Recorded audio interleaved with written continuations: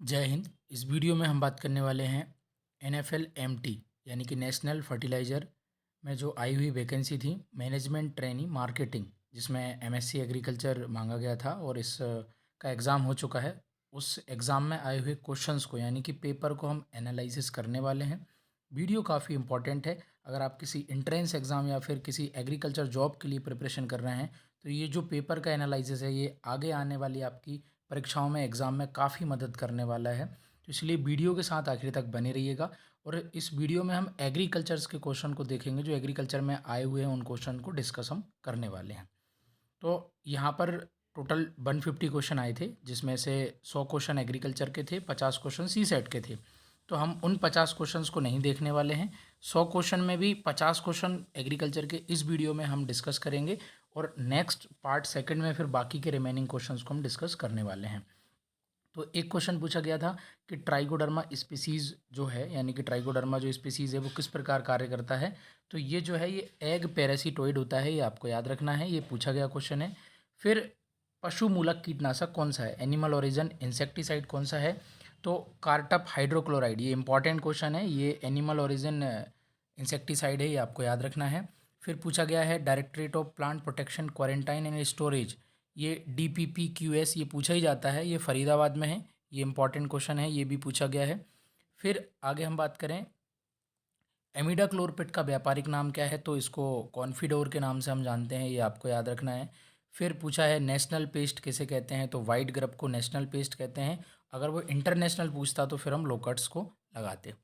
फिर आगे पूछा है कि जो जुवेनाइल हार्मोन होता है, जिसको शॉर्ट में JH हार्मोन भी बोलते हैं, वो कहाँ से सीक्रेट होता है, तो वो कार्पोरा अलाटा से सीक्रेट होता है, ये इंपॉर्टेंट क्वेश्चन है। फिर इसके बाद नेक्स्ट क्वेश्चन पूछा गया है कि जो राइज स्टेम बोरर होता है वो अपने अंडे कहाँ पर देता है, तो पत्तियों में देता है, लीफ मार्जिन में देता है, ये भी क्वेश्चन आया था और ये इंपॉर्टेंट क्वेश्चन है। फिर उसके बाद आगे पूछा है कि बेसिलस थोरियनजेंसिस जो बीटी है वो कौन से पार्ट को, इंसेक्ट के कौन से पार्ट को जो है इफेक्ट करता है, तो पाचन तंत्र जो होता है, डाइजेस्टिव सिस्टम को जो है वो ब्लॉक करता है। फिर उसके बाद पूछा है कि एजेटिरेक्टिन किस पौधे से प्राप्त होता है, तो इम्पॉर्टेंट है, ये नीम से प्राप्त होता है और काफ़ी बार ये क्वेश्चन कई सारी परीक्षाओं में भी पूछा गया है। फिर आगे आपसे पूछा है कि भिंडी का पीत स्वरम मोजेक यानी कि YVMB ऑफ ओकरा, ये किससे फैलता है, तो ये वाइट फ्लाई यानी कि सफ़ेद मक्खी के द्वारा फैलता है और ये भी पूछा क्वेश्चन है। फिर उसके बाद आगे पूछा गया है कि अन्नानास रोग किस में लगता है, तो ये शुगर केन में लगता है और इसको हम सेट रॉट के नाम से भी जानते हैं। सेट का मतलब जो उसके टुकड़े होते हैं जब वो सड़ने लगते हैं तो उसी को सेट रॉट कहते हैं, या फिर उसी को हम अन्नानास पाइनएप्पल डिसीज़ के नाम से जानते हैं। फिर उसके बाद आगे पूछा है कि गेहूं का कैंसर किसे कहते हैं, तो cancer of wheat Karnal want को कहा जाता है, नवोशिया इंडिका से ये होता है और इसमें स्मेल अलग अलग टाइप की आती है, बदबूदार ये समस्या इसमें होती है बालियों में।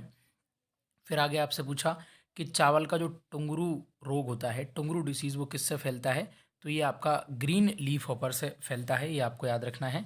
और अगर वो ग्रासी स्टंट पूछता तो वो फिर ब्राउन प्लांट हॉपर से फैलता है, ये भी आपको याद रखना है। फिर आगे आपसे पूछा है कि भारत में पादप रोग विज्ञान के जनक कौन है, तो प्लांट पैथोलॉजी इन इंडिया की बात करेंगे तो वो आपके EJ बटलर हैं। अगर आपसे पूछता नॉर्मल प्लांट पैथोलॉजी के फादर कौन है, तो फिर वो एंटेंडी वेरी होते, लेकिन उसने स्पेशली मेंशन किया है इंडिया के लिए, तो फिर यहाँ पर EJ बटलर होंगे।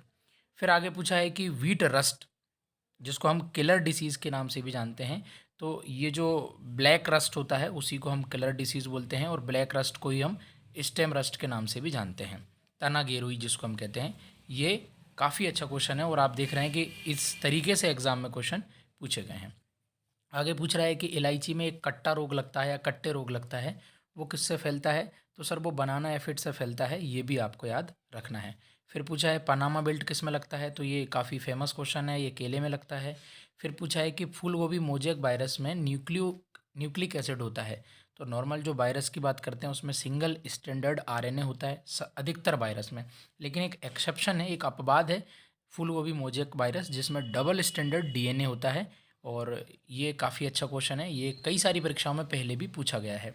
फिर आगे आपसे पूछा है कि 1943 का जो बंगाल अकाल है वो किसके कारण आया था, तो वो ब्राउन स्पॉट ऑफ राइस, जिसको हम चावल की भूरी चित्ती के नाम से जानते हैं, इसमें ये होता है, जिसको भूखमरी रोग के नाम से भी हम जानते हैं। फिर आगे पूछा आपसे, टमाटर में पछेती और अगेती झुलसा किस जीव के कारण होती है, यानी कि कॉजल ऑर्गेनिज्म हमसे वो पूछ रहा है। तो ये फंगस के कारण होता है, और ये टमाटर से ज़्यादा ये पछेती और अगेती झुलसा जो है, अर्ली ब्लाइट और लेट ब्लाइट, ये आलू को नुकसान पहुंचाती है। तो ये यहाँ पर पूछा गया, आंसर फंगस होगा।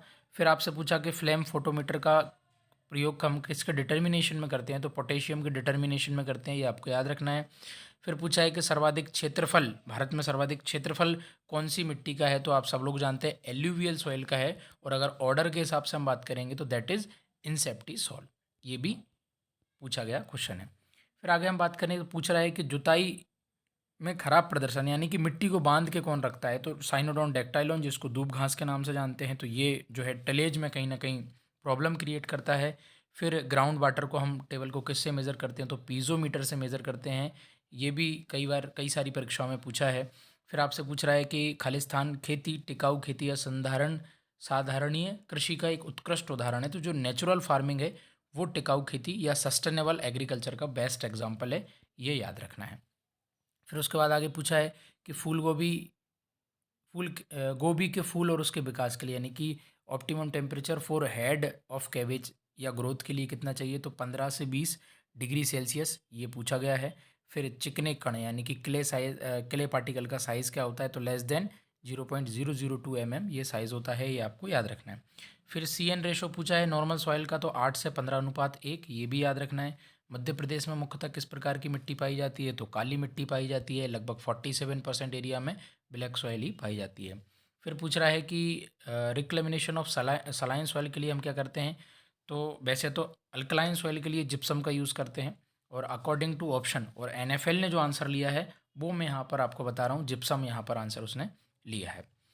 फिर उसके बाद आगे बात करें तो कौन से हल रेंगने वाली या फैली हुई घास को काटने में मदद करता है, तो ये आप जानते हैं, ये काफ़ी अच्छा क्वेश्चन है। जो डिस्क प्लाऊ होता है वो जो ग्रासलैंड एरिया होता है जहाँ पर घास का मैदान होता है, वहाँ पर काटने के लिए डिस्क हल बहुत अच्छा उपयोगी होता है। फिर पूछा है कि कौन सा लाभ है शून्य भूपरिष्करण से, तो इससे लाभ ये होता है कि इरोजन को ये कंट्रोल करता है। बाकी सारे पॉइंट को तो हम नज़रअंदाज कर सकते हैं, क्योंकि कीड़े भी ज़्यादा लगते हैं, खरपतवार का प्रकोप ज़्यादा रहता है, फिर लेबर रिक्वायरमेंट इतनी कुछ विशेष इसमें रहती नहीं है, लेकिन इरोजन को ये रोकता है, क्योंकि खरपतवार कहीं ना कहीं जो है मिट्टी को बांध के भी रखते हैं। इसके अलावा आगे बात कर रहा है कि कौन सा नाइट्रोजन युक्त उर्वरक नहीं है, तो यूरिया, अमोनियम सल्फेट, नाइट्रेट, ये तो सब हैं, लेकिन सुपर फॉस्फेट जो है इस कैटेगरी में नहीं आता है। फिर आगे आपसे पूछ रहा है कि वो पौधों के लिए आवश्यक तो है, मतलब अनावश्यक है लेकिन उपयोगी है, मतलब कि वो एसेंशियल न्यूट्रिएंट की कैटेगरी में नहीं है। तो यहाँ पर अगर हम बात करेंगे तो जो आपका सोडियम है वो एसेंशियल कैटेगरी में नहीं आता है, लेकिन पौधों के लिए वो आवश्यक होता है। फिर उसके बाद आगे पूछ रहा है कि मिट्टी में जैविक खादों के प्रयोग से क्या होता है, तो balance food of the crop, ये फसलों के लिए संतुलित भोजन बनाने में ये कहीं ना कहीं मदद करता है। फिर उसके बाद ड्रिप सिंचाई का कौन सा उद्देश्य नहीं है, कौन सा ऑब्जेक्टिव नहीं है, तो ड्रिप का एक जो ऑब्जेक्टिव की अगर हम बात करेंगे तो कीट व रोगों में वृद्धि होती है, ऐसा ज़रूरी नहीं है। ये पानी की बचत करता है, कम दबाव में ज़्यादा पानी को हम डिस्ट्रीब्यूट कर सकते हैं, ये आपको याद रखना है। फिर आगे आपसे पूछ रहा है कि फल परिपक्वता लाने के लिए सिंचाई हेतु आवश्यक पानी की मात्रा, ये आपसे डेफिनेशन पूछ रहा है, ये इंपॉर्टेंट है, ड्यूटी ऑफ वाटर, जलमान, ये इंपॉर्टेंट है, ये पूछा ही जाता है आपसे कि आवश्यक पानी की मात्रा, यानी कि express of quantity of water for the irrigation bring crop maturity, यानी कि जर्मिनेशन से लगाकर पकने तक जितना पानी चाहिए उसको क्या बोलेंगे, तो उसको ड्यूटी ऑफ वाटर बोलते हैं। और अगर कितना पानी पूछ रहा है, क्वांटिटी ऑफ वाटर पूछ रहा है, अगर डेप्थ ऑफ वाटर पूछता तो उसको फिर हम डेल्टा बोलते हैं, उसको डेल्टा कहते हैं सर, उसको डेल्टा कहते हैं। फिर vertical movement of water into the soil, उसको परकोलेशन के नाम से जाना जाता है, और ये भी काफ़ी अच्छा क्वेश्चन है, आंसर इसका परकोलेशन होगा। फिर आगे बात करेंगे, आपसे पूछ रहा है कि pump suitable for small discharge and high head, तो यहाँ पर अगर इसके राइट आंसर की बात करेंगे तो रेसिप्रोकेटिंग पंप होता है, ये याद कर लीजिएगा आप। फिर आगे पूछ रहा है कि उस खरपतवार का नाम बताओ जो फसल से मिलता जुलता होता है, यानी कि मिमिक्री बीट की बात कर रहा है, नकलची खरपतवार, आंसर बॉम्बे बी, यानी मिमिक्री की बात कर रहा है। फिर पेंडीमिथिलिन कैसा होता है, तो पेंडीमिथिलिन ग्लाइफोसेट, ये मतलब फसल में या खाली खेत में या कचरा या खरपतवार के उगने के पहले दिए जाते हैं, यानी कि प्री इमरजेंस हर्बिसाइड में ये आते हैं। फिर आपसे पूछ रहा है कि क्रॉपिंग सिस्टम का डेफिनेशन क्या हो सकता है, तो क्रॉपिंग पैटर्न प्लस मैनेजमेंट ये होता है और ये इंपॉर्टेंट है, यानी कि क्रॉपिंग पैटर्न का मैनेजमेंट मिला के ही हम क्रॉपिंग सिस्टम कहते हैं, ये आपको याद रखना है। फिर आगे बात करेंगे कि सहकारी कृषि मॉडल का सबसे बेस्ट एग्जाम्पल कौन सा है। तो सहकारी कृषि मॉडल का जो सबसे बेस्ट एग्जाम्पल है वो अमूल है।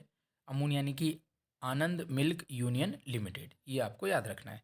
फिर आगे आपसे पूछा है कि क्रॉपिंग इंटेंसिटी की डेफिनेशन क्या हो सकती है, यानी कि उसका अर्थ क्या हो सकता है। तो फॉर्मूला पूछा है, जितनी भी फसल आप लगा रहे हो जितने एरिया में एक साल में, यानी कि नेट्स ऑन एरिया, कुल फसलीय क्षेत्रफल वो, और शुद्ध शुद्ध मतलब कि जो नेट है आपके पास कुल ज़मीन कितनी है वो, उसका जो अनुपात होता है इंटू 100 यहाँ पर होना था लेकिन ऑप्शन में नहीं है, तो फिर भी यहाँ पर राइट आंसर होगा A, percentage ratio of gross cropped area to net cropped area.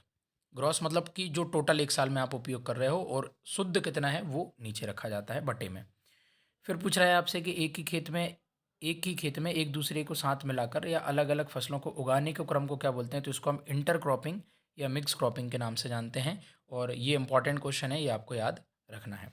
फिर उसके बाद आगे आपसे पूछ रहा है कि कौन सी फसल भारत में शुष्क क्षेत्रों में उगा सकते हैं, मतलब ड्राई लैंड एरिया में हम उसको कल्टीवेट कर सकते हैं। तो जितने भी मिलेट क्रॉप हैं, रागी, कोदो, कुटकी, इसमें ज्वार, बाजरा, मक्का इसमें आता नहीं है, उसको छोड़ के सारी मिलेट्स में आ जाती हैं, और इंटरनेशनल ईयर ऑफ मिलेट्स 2023 के रूप में ही हम मना रहे थे।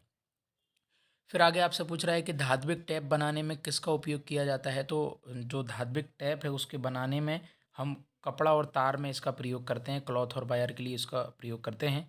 और फिर उसके बाद आगे आपसे पूछा है कि आरआरबी कब आया था, तो ये 2 अक्टूबर 1975 में ये आया था, और ये फेमस क्वेश्चन है, कई सारे एग्जामों में पूछा गया है।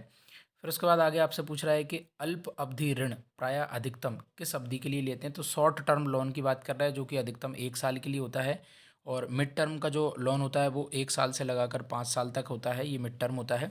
और 5 साल से ज़्यादा और 20 साल या 25 साल तक जो लोन लिया जाता है उसको लॉन्ग टर्म लोन हम कहते हैं। तो शॉर्ट टर्म लोन को हम क्रॉप लोन भी, फसल ऋण के नाम से भी हम इसको जानते हैं।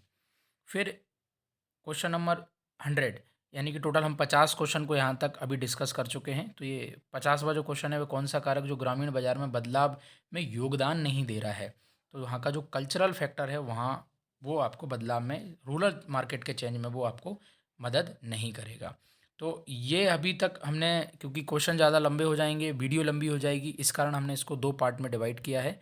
एनएफएल का जो एग्रीकल्चर का सेक्शन है जिसमें 50 क्वेश्चन हमने अभी डिस्कस किए हैं, बाकी के 50 क्वेश्चन हम नेक्स्ट पार्ट में डिस्कस करने वाले हैं। तो ये वीडियो आपको कैसी लगी, क्वेश्चंस आपको कैसे लगे, इसको आप कमेंट सेक्शन में बता सकते हैं, और ये आपके आगे आने वाले एग्ज़ाम में भी ये वीडियो, ये क्वेश्चंस आपको मदद करने वाले हैं। धन्यवाद। जय हिंद।